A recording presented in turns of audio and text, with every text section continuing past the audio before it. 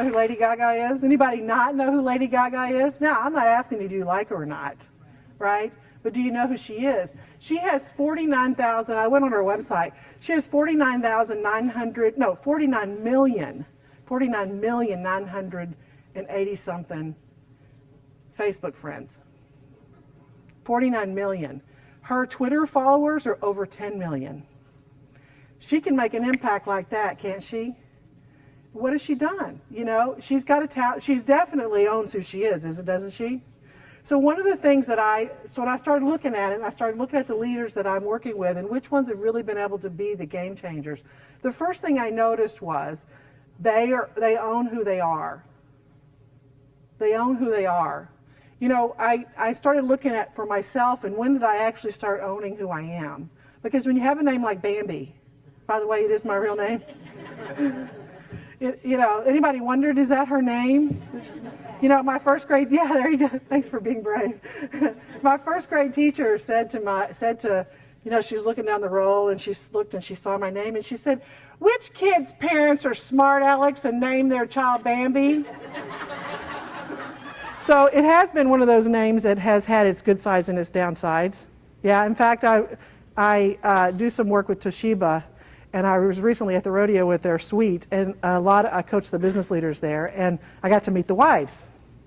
And one of the wives, and I was really excited because I've been working with these guys several years, and one of the wives comes up to me and says, "So you're Bambi." I really wondered when he told me he had a coach named Bambi, really what he was doing. Each of you is unique. You know, if they did your thumbprint, it would be unique. Every one of you has a different gift. And I believe every one of you here is probably here for a different purpose. I've been pondering this, and of course, Oprah confirmed it. Must be right. Right? Yeah, own who you are. It's the most valuable asset you ever have. So that's the first piece. The second piece is to really take on your development, take on your growth and development, however you do that.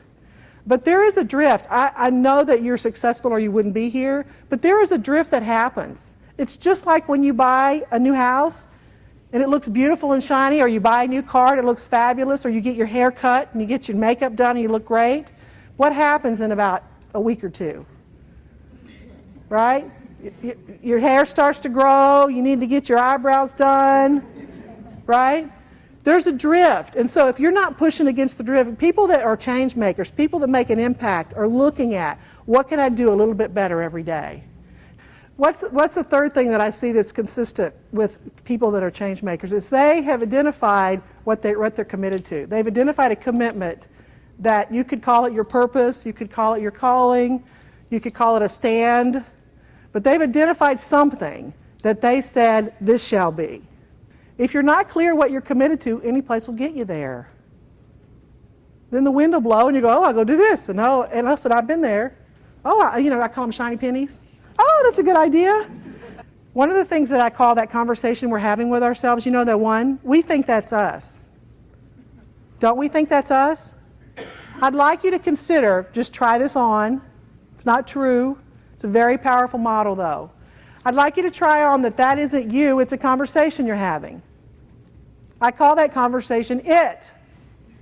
It is not your friend. If you can start to distinguish it as a conversation separate from you, then you can have it versus it having you. The first thing to do is to start to distinguish it as a conversation. It isn't you, it's a conversation. I don't know where it comes from, but we do it. Are you going to stop talking to yourself? No. But can you be more powerful? Yes.